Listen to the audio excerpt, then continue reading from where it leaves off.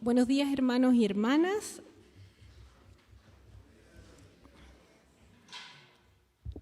El nacimiento de Jesús, el Cristo, fue así. Su madre María estaba comprometida para casarse con José, pero antes de unirse a él, resultó que estaba encinta por obra del Espíritu Santo. Como José, su esposo, era un hombre justo y no quería exponerla a vergüenza pública, resolvió divorciarse de ella en secreto. Pero cuando él estaba considerando hacerlo, se le apareció en sueños un ángel del Señor y le dijo: José, hijo de David, no temas recibir a María por esposa, porque ella ha concebido por obra del Espíritu Santo. Dará a luz un hijo y le pondrás por nombre Jesús, porque él salvará a su pueblo de sus pecados. Todo esto sucedió para que se cumpliera lo que el Señor había dicho por medio del profeta. La Virgen concebiría y dará a luz un hijo, y lo llamarán Emmanuel, que significa Dios con nosotros. Cuando José se despertó, hizo lo que el ángel del Señor le había mandado, y recibió a María por esposa, pero no tuvo relaciones conyugales con ella hasta que dio a luz un hijo, a quien le puso por nombre Jesús. Hermanos, esta es palabra del Señor.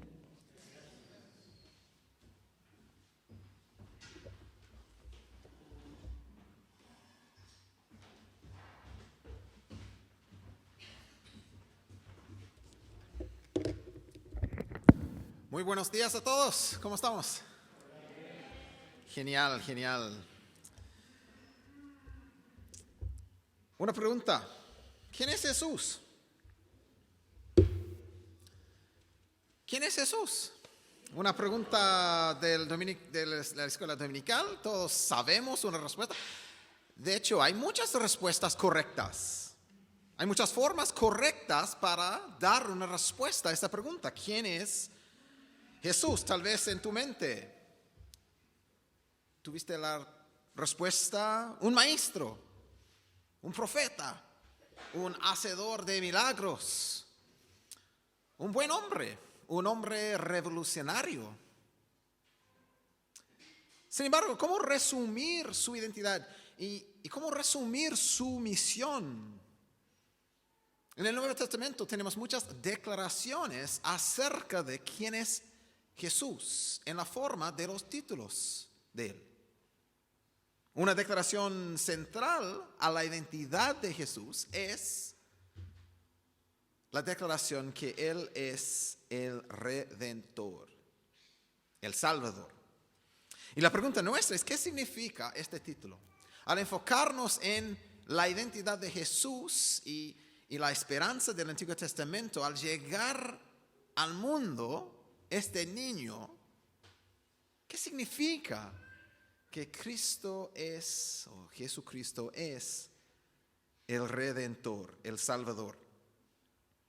Y aunque el título Redentor tal vez en tu mente o tal vez en nuestro mundo tenga más que ver con estatuas en Brasil o iglesias geniales en Santiago de Chile, y queremos entender este título, Cristo Redentor, a la luz de lo que el Nuevo Testamento nos declara.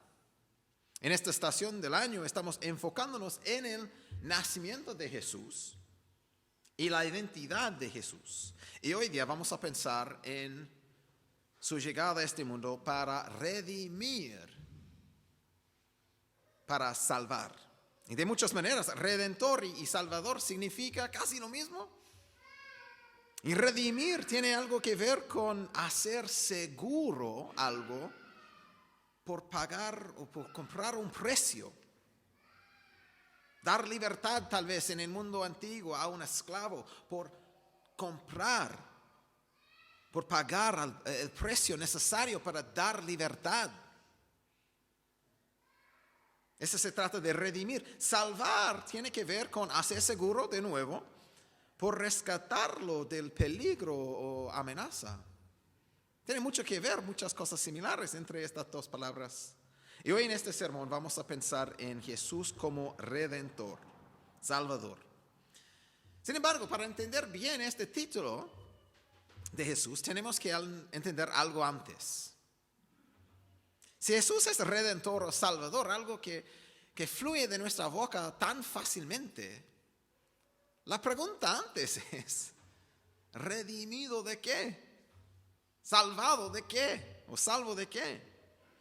En este sermón voy a seguir una lógica de un artículo escrito por un autor, se llama J.I. Packer, un teólogo inglés canadiense anglicano, y voy a seguir una lógica que él tiene un artículo con 3 puntos. ¿De qué somos salvos? ¿Cómo somos salvos? ¿Y para qué somos salvos? Entonces, al principio, ¿de qué somos salvos?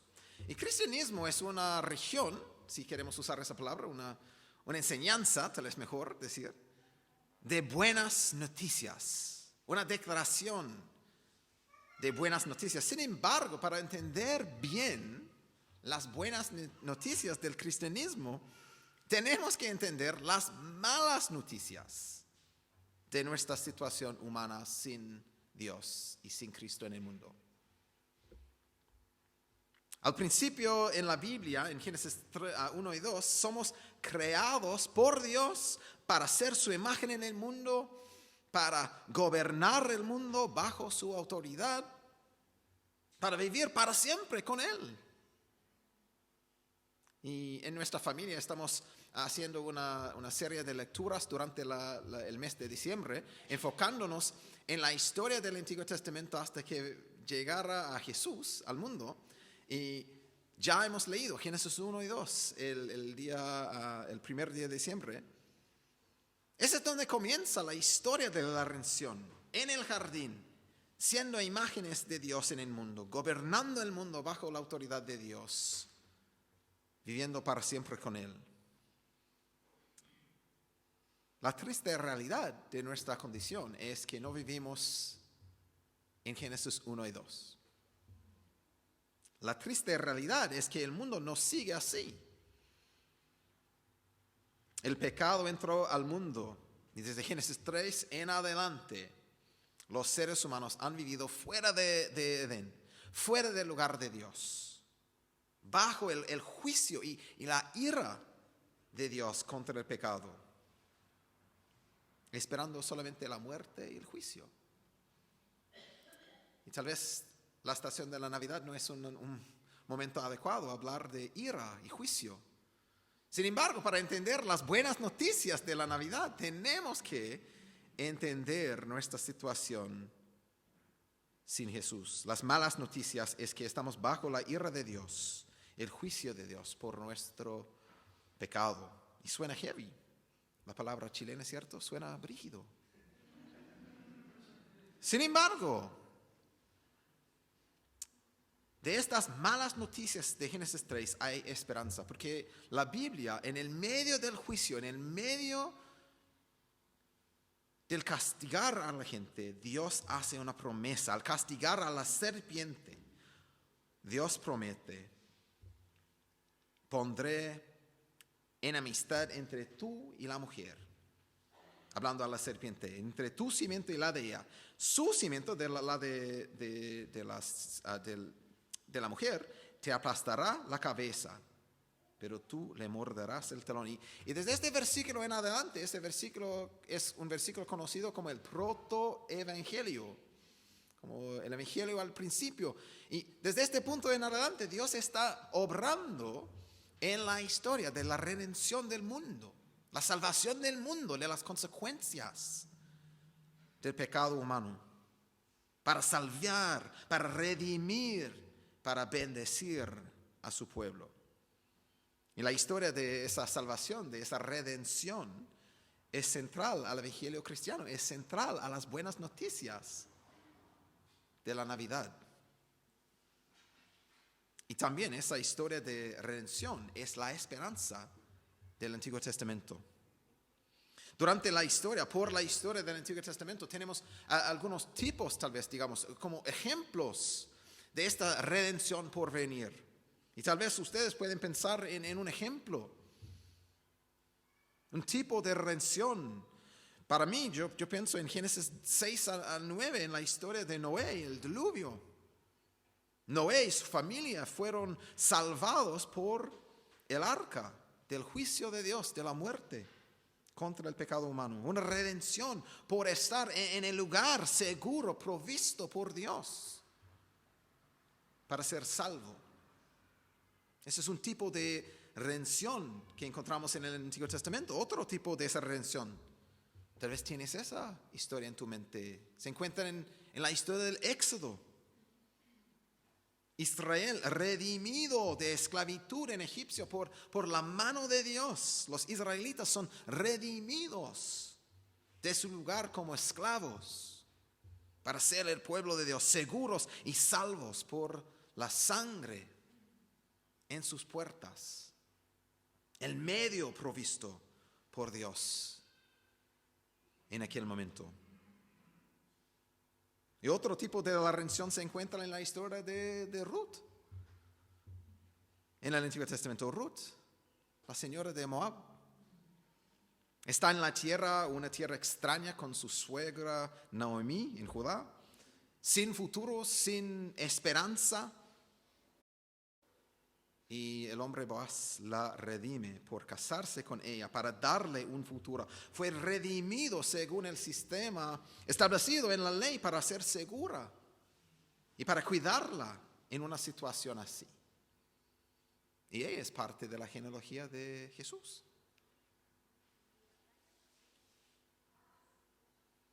Otro tipo de redención que encontramos en la historia del Antiguo Testamento es la de Jonás, el profeta rebelde. Jonás, el profeta de Dios, encargado por Dios para predicar a Nínive, para que esta ciudad pudiera ser salva. En vez de predicar, ¿qué hace Jonás? Jonás huye del Dios y va de otra dirección. Y está dentro de un pez gigante, sin esperanza, sin futuro, casi muerto. Y Dios lo salva. Cada historia es parte de la esperanza, la expectativa de cómo Dios va a cumplir su promesa hecha en el jardín. Ese hijo de Eva que iba a llegar para destruir a la serpiente, para rescatar al pueblo de su pecado. Cada historia, y con todas las demás historias del Antiguo Testamento también, son parte de esa historia, esa expectativa, esa esperanza de la redención y la salvación que Dios efectuaría en Jesús. Todo el Antiguo Testamento espera esa redención, cada página. Es parte de la atención de la época del Antiguo Testamento, esperando.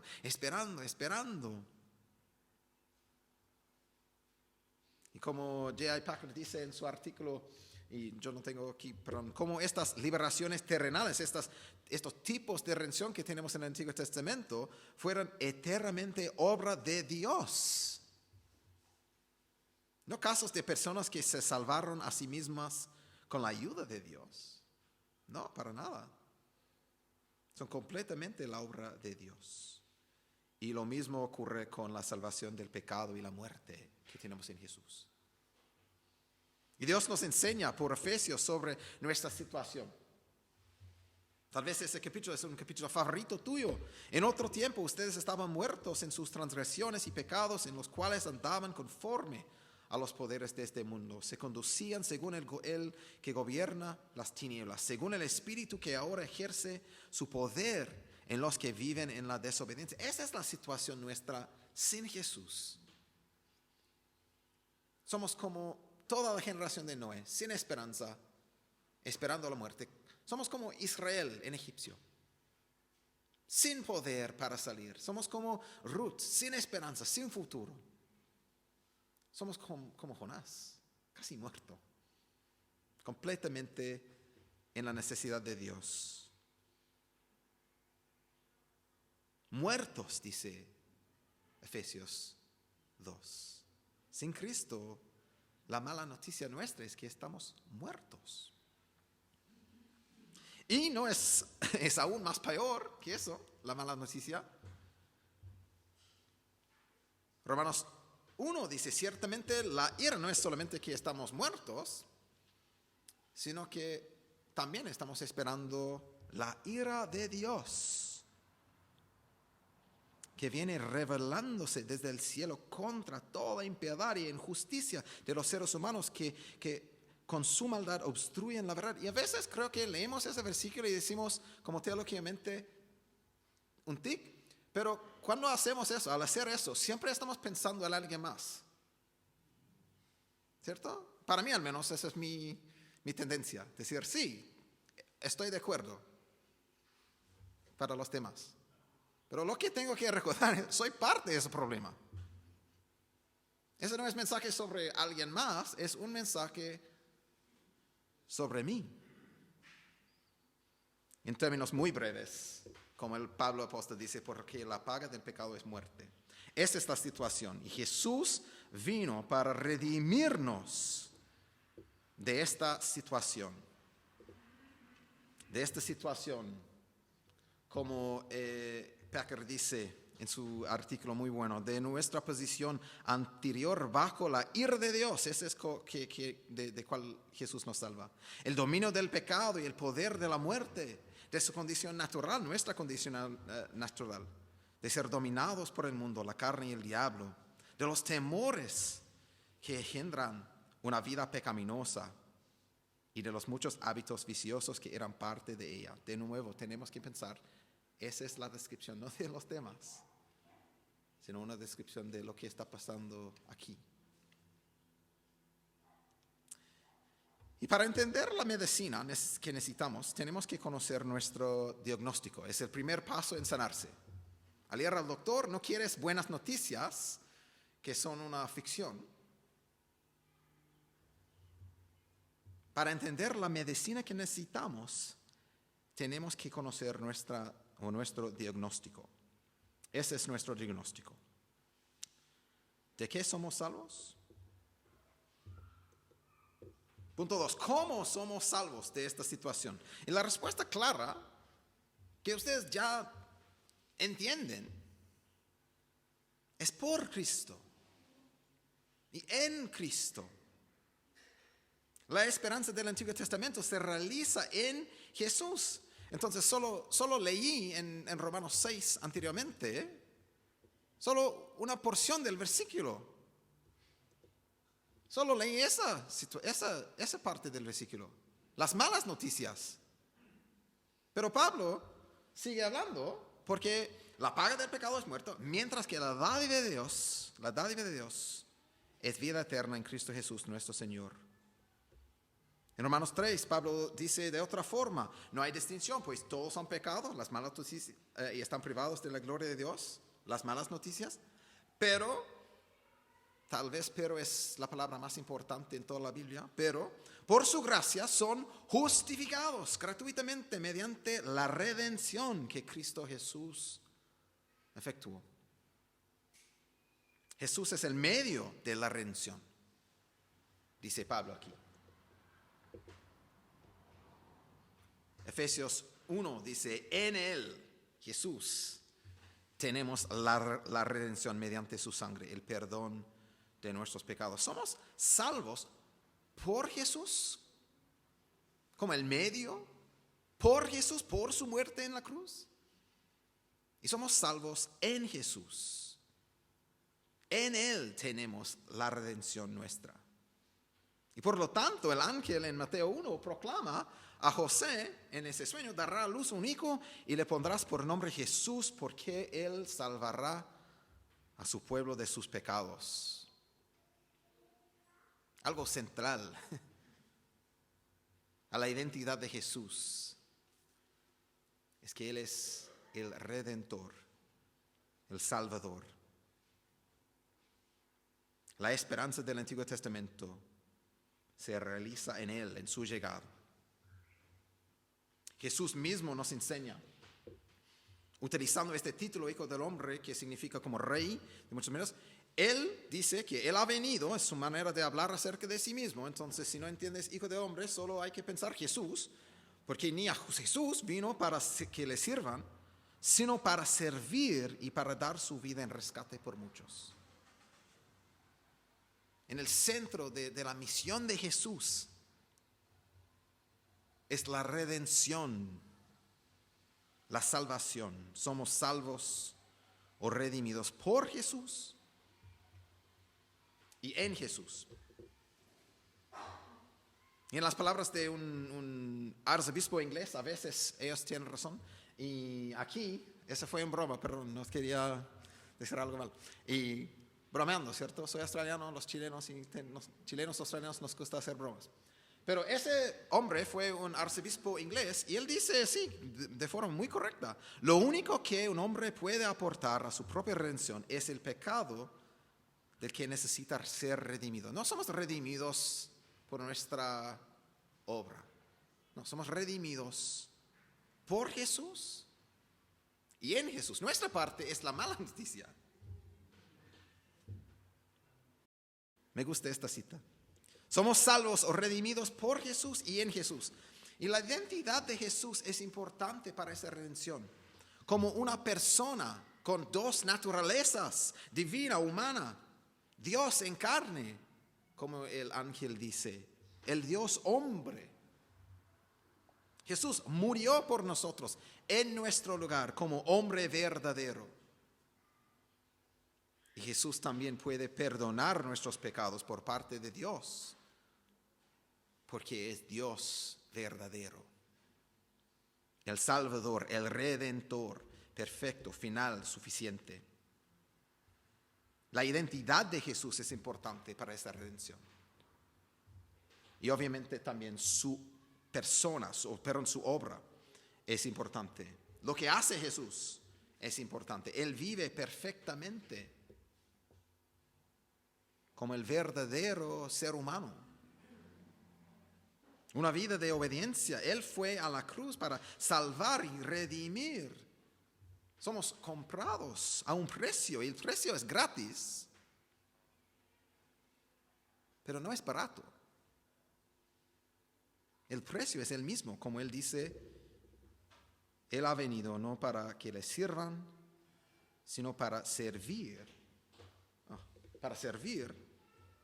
y para dar su vida en rescate por muchos. Marcos 10:45. Y redimir algo significa comprar algo a un precio, y el precio es el mismo.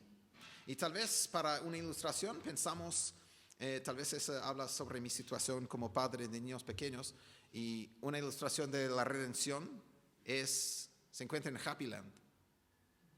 Y como los niños pueden redimir un premio con todos los tickets de los juegos. Hay un intercambio. Lo que redimen no vale nada, pero en Happy Land al menos. Pero esa es una ilustración de qué significa redimir. Y salvar algo significa rescatar del peligro, hacerlo seguro. Tal vez pensamos durante el verano en los salvavidas en la playa, rescatando a alguien del peligro del mar. Somos redimidos por Cristo, por Jesús. Somos salvos por Jesús y en Jesús. Jesús es el precio de nuestra redención y el Salvador que nos salva del juicio que merecen nuestros pecados. Él mismo es el medio de la redención y el lugar de la redención. Todos estos tipos del Antiguo Testamento tienen su fin, su meta en Él.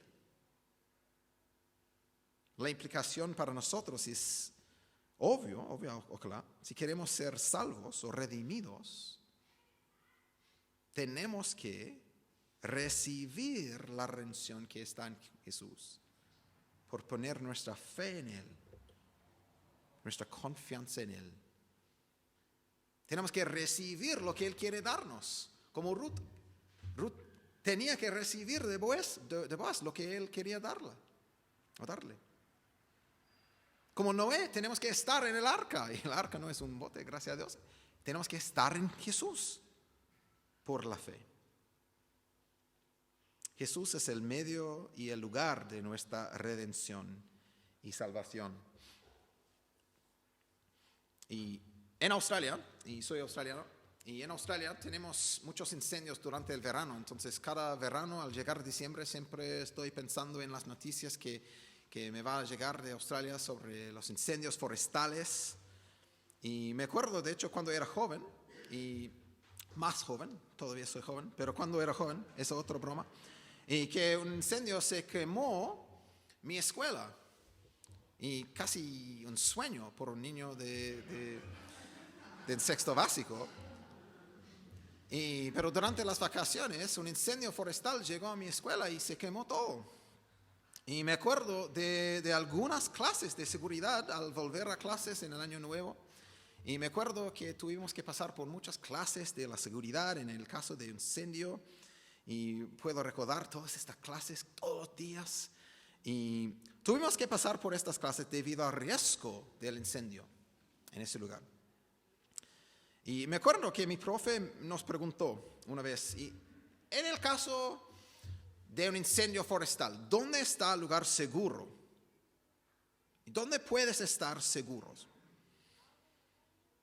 Y nos enseñó que el lugar seguro en caso de un incendio sería donde ya se había quemado el incendio.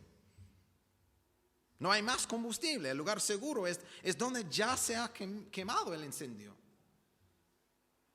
Y esta clase nos ayuda a entender no solo cómo vivir en Australia durante el verano, pero nos ayuda a entender cómo Jesús nos salva y nos redime al precio de su vida. ¿Dónde está el lugar seguro? En el juicio, en la ira de Dios. ¿Dónde está el lugar seguro? En Jesús. La cruz es donde la ira de Dios ya se ha consumido, donde el juicio de Dios ya se ha caído, donde Jesús, nuestro Salvador, tomó nuestro lugar para salvar y rescatar. Jesús puede hacer este intercambio, o en buen chileno, ese cambalache, ¿cierto? Para rescatar y redimir. En Jesús tenemos el lugar seguro, el lugar donde la redención de nuestra salvación. Dios con nosotros, Jesús mismo, el Redentor, el Salvador. En la Navidad, junto con el ángel, proclamamos que su nombre es Jesús, porque Él salvará a su pueblo de sus pecados. Él quien nació para salvar. Su nombre Jesús significa Dios salva. Su nombre nos enseña sobre su obra redentora. Y otro erudito favorito mío de Inglaterra, John Stott, lo dice así: Jesús vino no solo a enseñar, sino a salvar. No solo a revelar a Dios a la humanidad, sino también a redimir a la humanidad para Dios. Somos salvos por Jesús y en Jesús. Entonces, la última pregunta para terminar hoy es: ¿para qué somos salvos? ¿Para qué somos salvos? Pablo apóstol lo dice así: fueron comprados por un precio, por tanto, honren con su cuerpo a Dios. La redención y la salvación que tenemos en Jesús y por Jesús, obviamente cambia todo. Cambia nuestras vidas ahora y para siempre. Cambia nuestro destino eterno. Nuestra experiencia actual, nuestros deseos, lo que me gusta, lo que no me guste. Cambia totalmente mi actitud. Cambia totalmente todo. Al comprar algo se cambia el dueño. Eso es lo que Pablo está diciendo aquí, y lo dice de una forma muy clara en Romanos 6, cuando lo dice así: por tanto, a la luz de la salvación, la redención que tenemos en Jesús, por tanto, no permitan ustedes que el pecado reine en su cuerpo mortal, ni obedezcan a sus malos deseos. No ofrezcan los miembros de su cuerpo al pecado como instrumentos de injusticia. Al contrario, ofrézcanse más bien a Dios como quienes han vuelto de la muerte a la vida, presentando los miembros de su cuerpo como instrumentos de justicia. Así el pecado no tendrá dominio sobre ustedes, porque ya no están bajo la ley, sino bajo la gracia. Fuimos esclavos al pecado. Sin embargo, por la redención que Jesús efectuó, ahora hemos cambiado a ser, en el lenguaje de Romanos 6, esclavos a Dios. Esclavos a Dios es la verdadera libertad humana. Fueron comprados por un precio, por tanto, dice Pablo, honren con su cuerpo a Dios. La redención por Cristo y en Cristo significa que ahora somos libres del poder y las consecuencias del pecado. Somos liberados del dominio del pecado para servirle a Dios correctamente y amar a nuestro prójimo. Somos salvos para servir a Dios correctamente, para adorar a Dios en verdad. Somos salvos para hacer eso ahora y para siempre. La redención de Cristo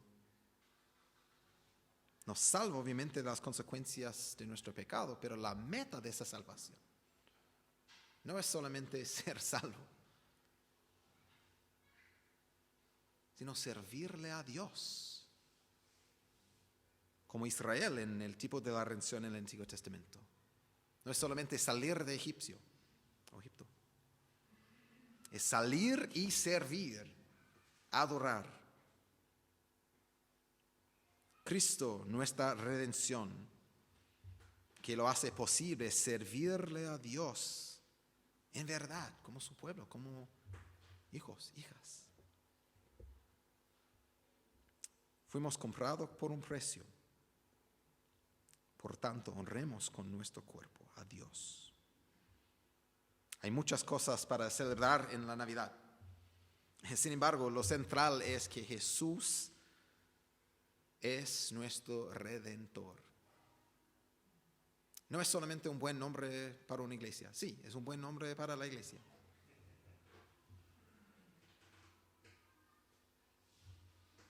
Es más que eso. En Jesús tenemos el Redentor, el Salvador, Él quien nació para salvar y para redimirnos, para que seamos el pueblo de Dios ahora y para siempre. Él quien nos redime de nuestros pecados por su sacrificio, para ser el pueblo de Dios para siempre. No puedo pensar en un regalo mejor que eso, esa Navidad. Entonces, gracias a Dios por su increíble regalo. Amén. Amén.